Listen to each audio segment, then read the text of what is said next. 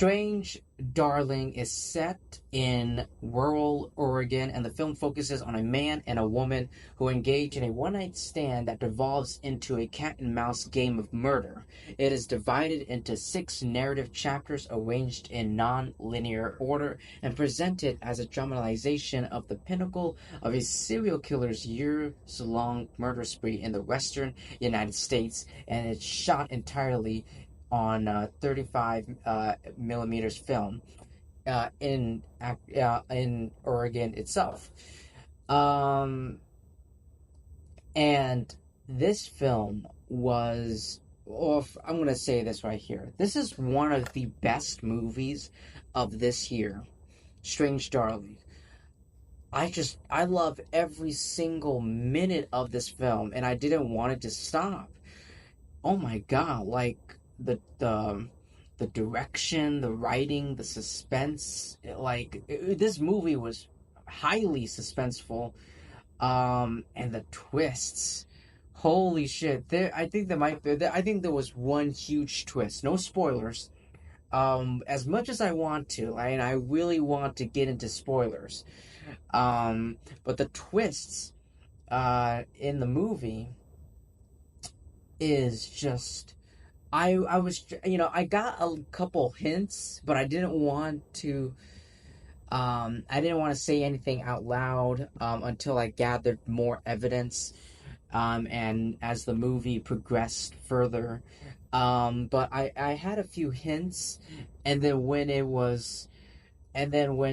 the whole twist was completely revealed, I was like mind blown. And the performances were incredible, by Willa and Kyle. Willa, I do remember her. I watched an interview with her, and I'm like, she looks really familiar, and I'm like, oh my god, she was in the first season of Reacher on Amazon Prime. She played the female police cop. I'm like, oh my god, no wonder. Oh my god, no wonder she looks familiar. And then Kyle is incredible. I will always remember Kyle, um, from the Flash. He played the Flash or Impulse, Bart Allen, from the CW Smallville TV show, and he was in Smile, and he's in Strange Darling, and he's going to return again in Smile 2. I love him. I love him. I love both of them. Their performances were incredible, and the direction by JT Mullen Molnar was remarkable. It's incredible, guys. This is like one of the best movies of this year. Like, I ate every single minute, every single scene of this film. I didn't want it to stop.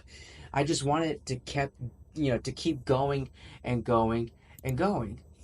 So I think after I watched this movie, I had to look it up, and I did, and I found something so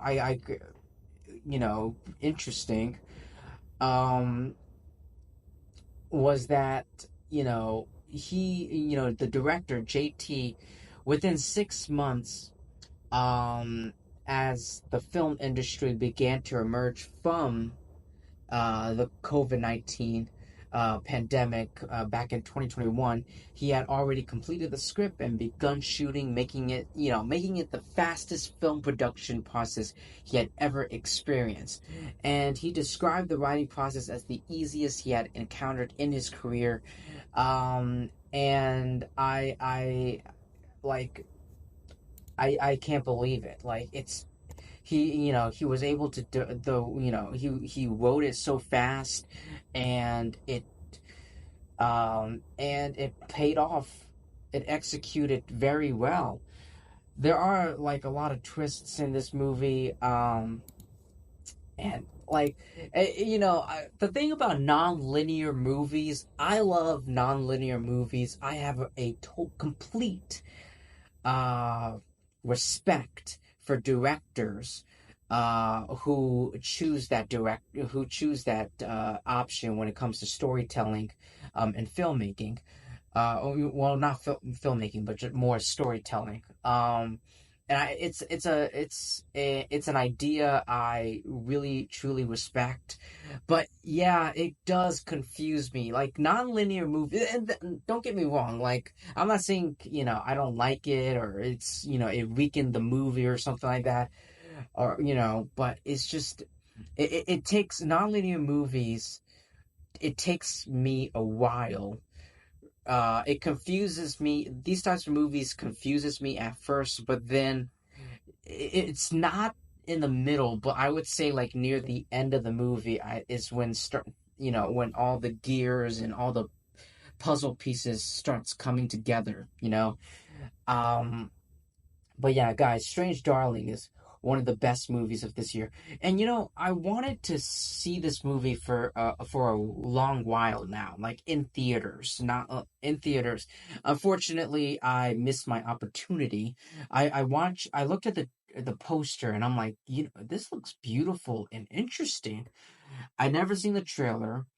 I think well, maybe I did. I can't remember if I saw the trailer on YouTube, but I do remember, before, like, we all know, like, before a movie starts, they play, they show, like, upcoming, they show trailers of upcoming movies. Well, I do exactly remember, before Blink, I was watching Blink Twice, the Channing Tatum movie. And before that movie starts, one of the trailers that played was Strange Darling for the first time. And I'm like, yo, this. Now, okay, now I remember. Now I remember. The very first time I saw the trailer was in theaters before I watched Blink Twice. Before the movie Blink Twice was about to play. And I was like, I gotta see this movie. Oh my God, I gotta see it. And man, I tried very hard to, predict a lot of things, but this movie is unpredictable and it catches me by surprise. And there's a lot of shocking and suspenseful sequences in this movie that really got me. That really got me that I didn't see coming. This is like one of the best movies of 2024. Strange Darling. You guys have got to see this movie when you have the chance. But anyway, thank you so much, ladies and gentlemen, for taking your time. Everyone for to listening to my review, my thoughts. Please like and subscribe. Definitely subscribe to my YouTube channel because when you subscribe, you'd be helping me by a tons, and that would mean a lot to me. And yeah. I'm sorry. I'm sorry if I'm pausing or like anything. I'm just really, I just can't stop thinking about this movie. It's stuck in my mind. That's how amazing this movie is. But anyway, thank you, and I'll see you in my next video. Bye.